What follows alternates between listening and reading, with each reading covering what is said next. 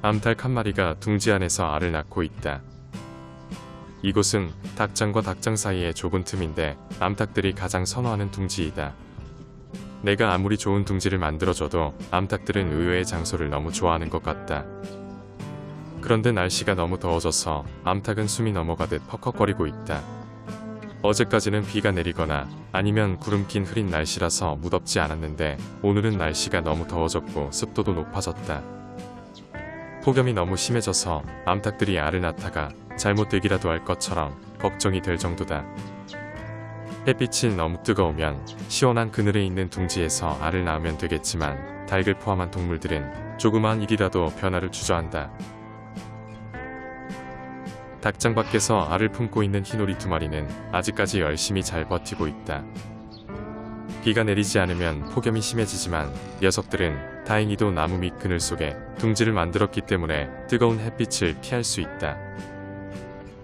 지난번 썩은 오리알 2개를 둥지 안에 놔뒀지만 그 녀석은 먹지 않았다. 그리고 녀석은 트랩 안에 놔둔 오리알도 먹지 않았다. 그동안 녀석이 했던 행동을 고려한다면 둥지 안에 있는 오리알을 먹을 거라 생각했는데 아마도 녀석은 알의 냄새를 맡고 썩은 거라고 판단한 것 같다. 며칠간 비가 심하게 내리면서 이브와 함께 지내는 흰 오리들은 알을 품는 걸 포기했다. 그리고 큰 닭장 안에서 알을 품고 있던 2마리의 오리들도 알 품기를 포기했다. 하지만 닭장 밖에서 알을 품고 있는 흰오리 2마리는 여건이 훨씬 좋지 못함에도 불구하고 아직 포기하지 않았다. 하지만 새로 태어나는 아기 오리들의 엄마로 라나를 최종 선정했다. 그렇지만 만약에 라나가 아기 오리들을 돌보지 않고 포기한다면 그때 후보자로 흰 오리들이 선정될 수도 있다.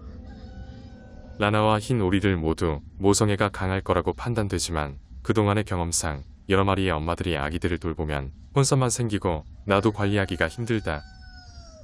과연 야생에서 살다가 농장에 정착한 라나는 그토록 꿈꾸던 제대로 된 가족을 만들 수 있을까?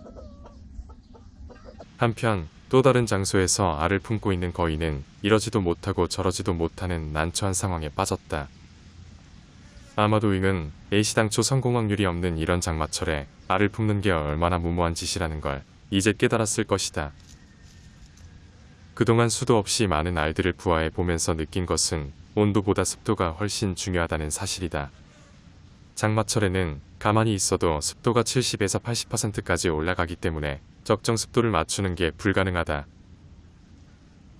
그런데 윙이 처음 품었을 때 8개의 알이 있었는데 지금 1개가 사라지고 없다. 아마도 그 녀석이 이곳에 와서 상한 거위알을 먹은 것 같다. 날씨 때문에 알이 상한 건 아쉽지만 그 녀석이 먹었다고 생각하니 너무 기분이 좋아진다. 그나저나 알이 상했다는 걸 아는지 윙은 알을 품지 않은 채 서 있고 날씨가 너무 더운지 숨을 심하게 헐떡이고 있다. 그냥 녀석이 알아서 알 품기를 포기하면 좋겠지만 모성애가 강한 조류들은 웬만해선 알을 포기하지 않는다. 아마도 내가 나서지 않으면 윙은 한참이 지나서야 알 품기를 포기할 것이고 그러는 동안 건강이 많이 나빠질 것이다. 그래서 어쩔 수 없이 내가 총대를 매기로 했다. 원래 모성애가 강한 엄마라는 존재는 쉽게 자식을 포기하기 힘들기에 내가 나서서 알들을 없애버리는 것이다. 녀석이 상한 알들을 품느라 이 뜨거운 날씨에 고생하는 것보다 내가 욕먹는 게 낫다고 본다. 참고로 꺼낸 알들을 나중에 모두 깨트려 봤는데 전부 상한 상태였다. 나는 윙의 마음을 달래주기 위해 한참 동안 쓰다듬어 주었다. 다행히 품고 있던 알들을 내가 모두 훔쳤지만 윙은 지금 상황을 받아들이고 크게 화를 내지 않는다.